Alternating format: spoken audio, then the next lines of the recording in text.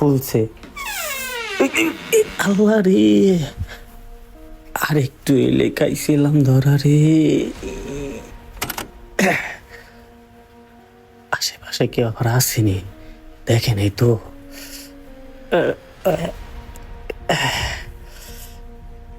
এই তো, সারা জীবন শুনছি এটা নাকি প্রবাসীর বউ, অনেক টাকা পয়সা থাকবো, স্বর্ণগণ্য থাকবো।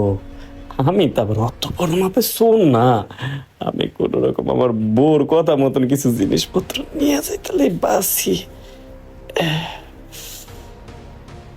কি নিমো আগে আমি বুঝতেছি না। আল্লাহ, আপনি পাইয়া যায়।